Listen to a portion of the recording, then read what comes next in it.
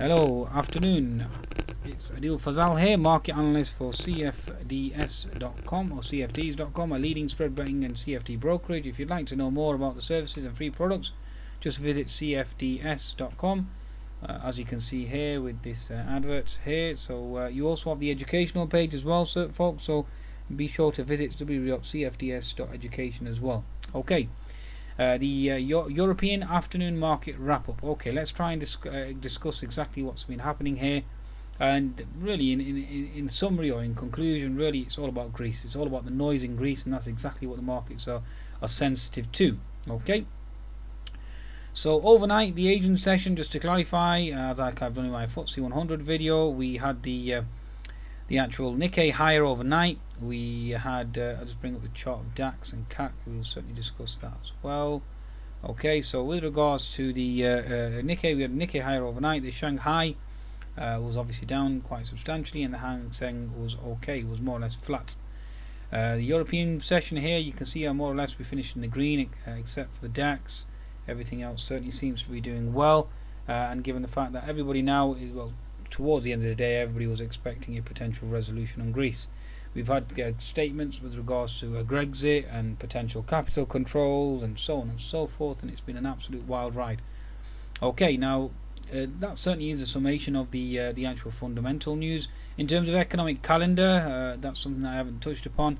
We had the producer prices obviously worse than expected in Germany, and that obviously sent the euro lower, which obviously potentially popped up the European indices. We also had the current account numbers come out better than expected in the eurozone, and that certainly seems to be a summation of the events. Okay, now in terms of the actual European markets, let's look at the DAX and let's try and explain here.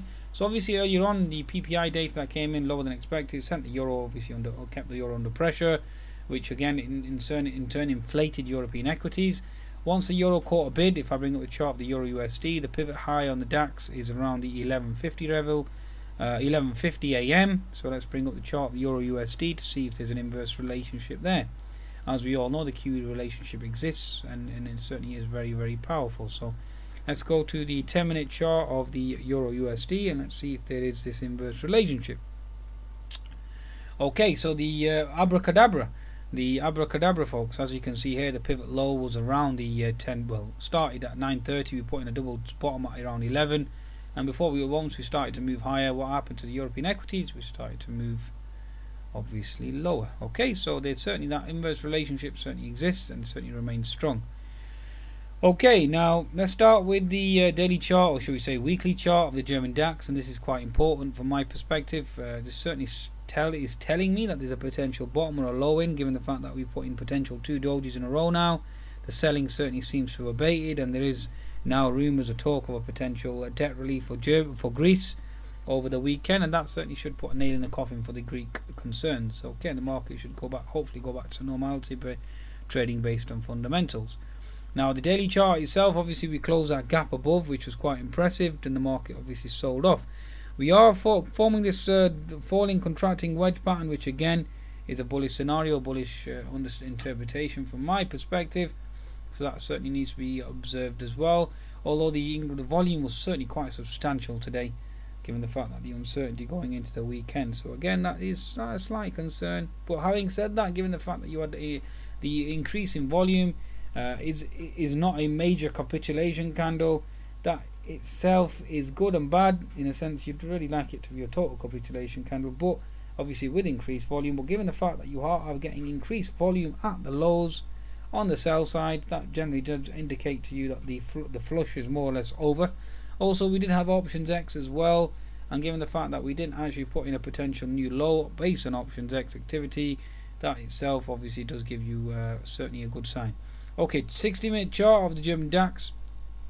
Let's just discuss that. Okay, so we put in this base around this region here, around the 10,800 level. That itself is a base, so therefore we haven't made lower lows or lower highs. That again, like I said, is a bullish sign. Now we're looking for a potential here of a higher low. Okay, as traders, that's what we look for. So using your pivot low to pivot high, you're looking at a 50% retracement, which is 11,030, and that certainly is a key potential support zone for a higher low. and then obviously we're looking for a higher high, which means touching the 200 MA above. Okay, and that certainly seems to be the case, especially given the fact that the euro itself is now under pressure.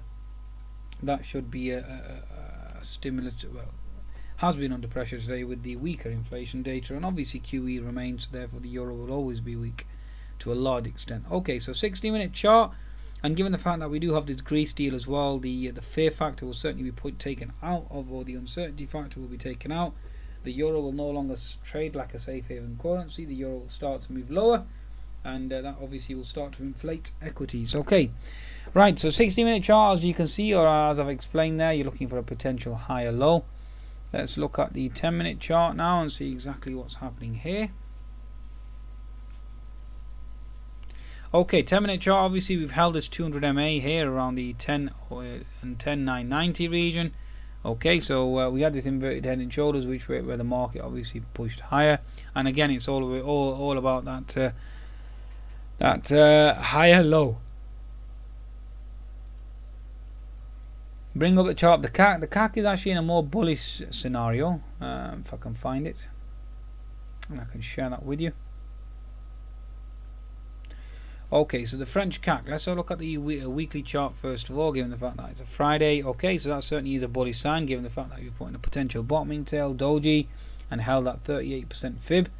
The daily chart, again, is impressive again, given the fact that we've had increased volume and it's a green candle, so again, that's certainly a good sign. We haven't closed the gap above, which needs to be closed. We have a falling contracting wedge, again, which is a bullish pattern, so therefore buy bias remains strong, or goes higher. 60-minute chart, again, we've fallen out this contracting wedge pattern. You are now potentially looking at a inverted head and shoulders, so again, we'll keep observing that and looking for an actual thrust higher.